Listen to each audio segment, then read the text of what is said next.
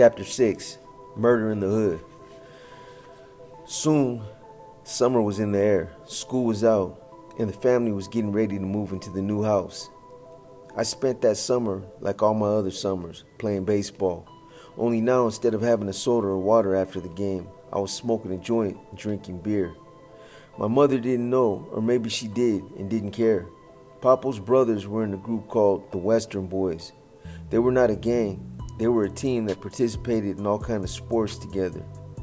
They would challenge guys from other neighborhoods to games of baseball, football, basketball, and more. Papo and I started hanging out more with the Western Boys than with the Spanish Lords. However, Papo was still one of their members.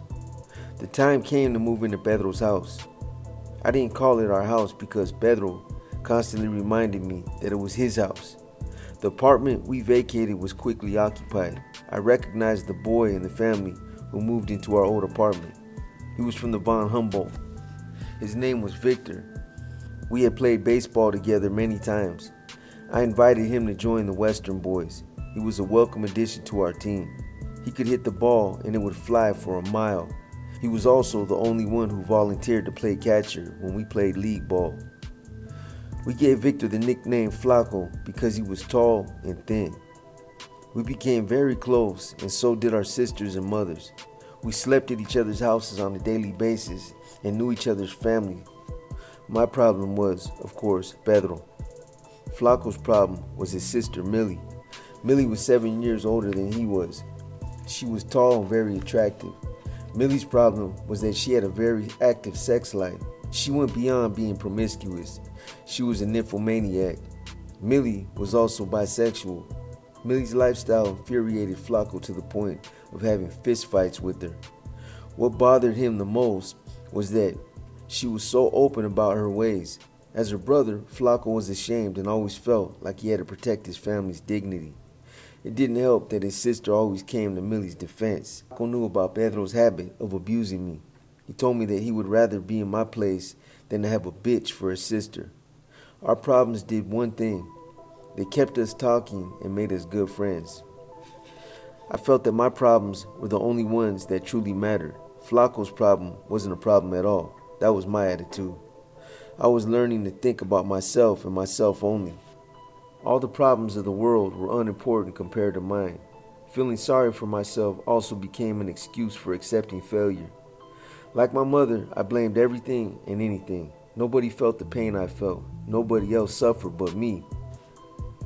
That way of thinking became embedded in my mind and became my way of life for a long time. On Artesian Street, which is located 1 block of Western Avenue, another gang was being formed. They called themselves the Spanish Cobras. Their graffiti began appearing all over the place. My old friend Julio from Von Humboldt School was one of their members. I tried to talk to him on several occasions, but he ignored me. Bad blood was brewing between the Lords and the Cobras, and I didn't even know it. I was still ignorant about gang life. I still thought of gangs as a sure way to get girls and party, but nothing more. School was about 2 weeks away, and the Spanish Lords and the Spanish Cobras were having some kind of dispute. Papo explained that the Cobras were hanging out in the Lords' hood and had begun disrespecting them. That weekend, while we were playing baseball, we carried cans of paint and paint rollers. They painted over the name Spanish Cobras everywhere they saw it. That night, I could hear gunshots coming from the direction of Artesian and Hurst Streets, about a block away. I heard police sirens, ambulances, and fire trucks zoom by the house, traveling up Western. The next day, there was talk about what had happened the night before all over the neighborhood. Even the older people were talking about the incident between the Lords and the Cobras. Apparently, the Lords had demanded that members of the Cobras become Lords or move out of the neighborhood, or else they would go to war. The Cobras chose war. A shootout broke out between the Lords and the Cobras. The Lords shot the building up from the outside while the Cobras returned fire from inside. Ultimately, the Lords threw cocktail fire bombs through the windows of the building and shot at people as they came running out to escape the fire. Only the arrival of the police and fire departments kept the incident from becoming a massacre. The Cobras disappeared after that night. They would not be heard of again until the following summer. However, bad blood remained between the youths that lived west of Western and those who lived east of it. It was the first sign I witnessed of divisions within the Puerto Rican community. This incident with the Spanish Lords and the Spanish Cobras was my first experience with gang violence. I didn't understand it and therefore classified it as a confrontation between enemies and not a part of everyday gang activity. I still had the desire to join a gang because of the females. However, my experiences with the Spanish Lords gave me a strong feeling of belonging, respect, and love. These were feelings I didn't receive or expect anymore at home. I began to see that gang membership had its advantages. I was prepared to accept whatever gang life had to offer. On Artesian, there was a sports team called La Familia. We all knew each other, since we lived so close to one another and played against each other so often. They were our arch rivals, but it was all for fun. That year on Halloween, we kept the tradition of having an egg fight with La Familia. There were some lords helping us out, and La Familia members were getting help from the disciples. The lords and disciples were not fighting each other. They were not allies in any way, but they did have a peace treaty between them. After we got through bombing each other with eggs, we all gathered at the Clement school field and decided to go out and bomb the Gaylords and the Vice Lords.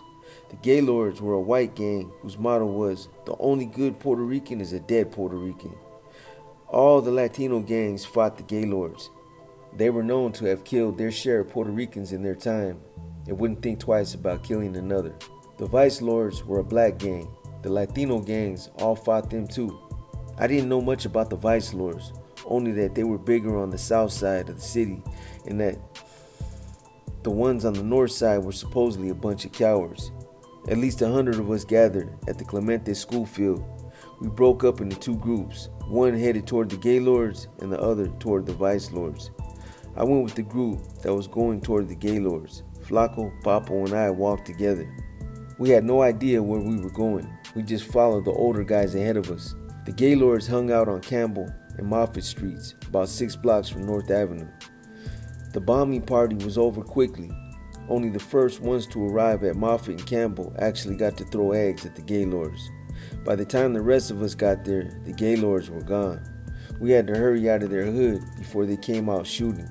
Those of us who didn't get to bomb the Gaylords threw our eggs at windows of homes in their hood. Who cared if the homes that were vandalized didn't house any members of the Gaylords? They were homes in the Gaylords' hood, and that's all that mattered. When we got back from our egg bombing gang, everybody split to their respective hoods. Papo, Flaco, and I began getting some money together to get a big bag of weed. We were walking toward Tule down Potomac Street when we heard about 7 gunshots and a lot of screaming. The Spanish Lords had shot one of the guys from La Familia. They mistook him for a Cobra. The guy was not in the gang. He was a friend of our family. The Lords had started to identify any young Latino that lived west of Western as a Spanish Cobra. That included all the members of La Familia. Even with that knowledge, I couldn't understand why the Lords would do this. They all knew him. They knew that he and his friends were not gang members. Papo knew the guy who had been shot and felt really bad about the whole incident. He told me that he was planning to quit the Lords. Most of the guys in La Familia accused the Western boys of knowing what was going to happen that night. After that incident, everything in the neighborhood changed. The sports competitions between the Western boys and La Familia ceased. The members of La Familia were rarely seen on Western anymore, and then only on their way to or from visiting someone. There was tension between the Spanish Lords and the Latin disciples. The Lords usually hung out by Tule School, but they were making themselves more visible on Western and Potomac. That was the last year that the Halloween egg fight took place. Puerto Rican youths were dividing into rival factions. I was in 8th grade and ready to graduate. 3 of the Western boys and Papo were in my graduating class. We were looking forward to attending Clemente High School. Most of us were ready to party on graduation night. On graduation eve, Papo, Flaco, and I went party hopping. We must have gone to about 6 or 7 different parties. I got so drunk that I somehow got separated from the guys without realizing it. I wobbled back to the neighborhood and was told by the lords that my mom had come looking for me. I wobbled home. Pedro was at the horse track with his friends that night, so I didn't have to worry about him taking advantage of my drunkenness. That night, my mom beat the shit out of me, or so my sister told me. I don't remember a thing. Supposedly, my mother slapped me about 20 times and broke a broomstick over my back. All along, I just looked at her and said, I ain't even try to pronounce that in Spanish. Márame, es lo que quieres, márame. Kill me, that's what you want, kill me. I only wish, yeah man, I know you motherfuckers are laughing at me, it's all good. I only wish I had some memory of that night.